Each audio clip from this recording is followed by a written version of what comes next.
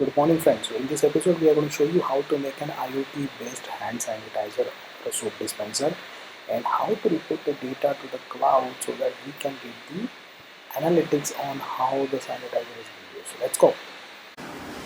So this is how the automatic hand sanitizer IoT enabled we can prepare. It's very simple.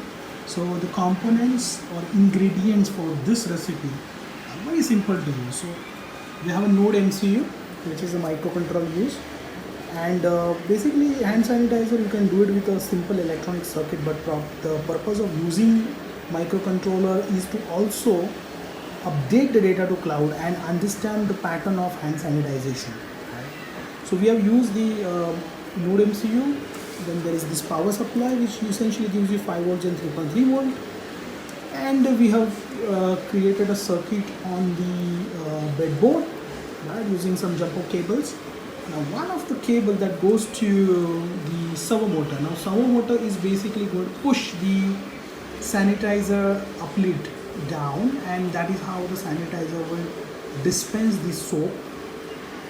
And the other thing is basically the input, which is coming from the IR sensor. So IR sensor is going to sense the presence and is going to activate the servo motor, and servo motor will basically push down the sanitizer. And when it does so, we will also report that to the cloud, and then the cloud will basically note down the time of reporting, and it can show you the pattern of uses for sanitization. So that's so simple.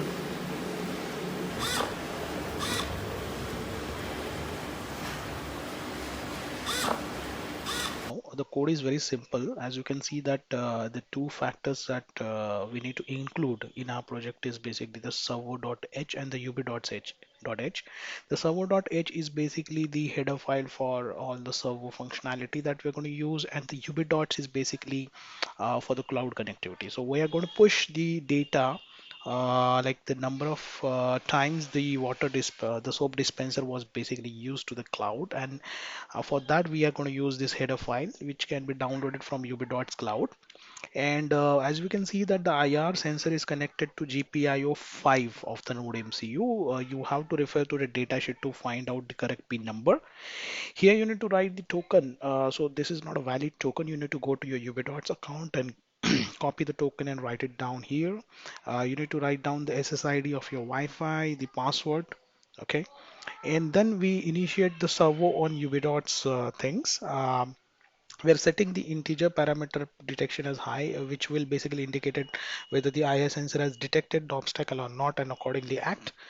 In the setup functionality, we are going to start the serial monitor just for debugging purposes, otherwise it's not required. And then we are going to start the cloud connectivity using ub.dots Wi-Fi connect function, right? You need to pass the SSID and password over here. And then we have connected the servo motor to pin GPIO 16 of the Node MCU. So we have to use servo.attach function over here. We're also having a Boolean parameter hold. The reason for using this is basically to use a latch mechanism. Now, what is latch mechanism? See, basically when you approach the hand sanitizer, right? So it's going to detect your hand presence and it's going to dispense the soap. But you need to give an ample amount of time basically to for the user to retract the hand so that well, the next time it senses. Otherwise what will happen is the soap dispenser will basically start dispensing a lot of soap unnecessarily. So we need to use a latching mechanism, which is what this hold boolean parameter will do. Now in the loop function, we will read the IR sensor status. So basically when the IR sensor pulls down or goes to a low level, the it indicates that the obstacle has been detected. So we're going to use a hold parameter here to basically create a latch. So when hold is false, then only we are going to execute this function. Otherwise the loop will basically just skip this, right? And once the obstacle is detected, then you can see that the servo writes the function, okay, and rotates the motor to 90 degrees. It gives a 1 second delay, then it rotates back to 0 degree, and so on. and then it will write to the ubidots.cloud about the sanitizer count. So this is a variable that we have created, which will be posted on the ubidots thing, right? And then we are just going to make sure that the buffer that we are sending, the data that we are sending is sent or not. So we are going to use ubidot.send and just going to see whether the buffer send parameter gets to true. If it is true, which means the data has been successfully posted, right? And then we are going to set the hold parameter as true so that the latching works perfectly.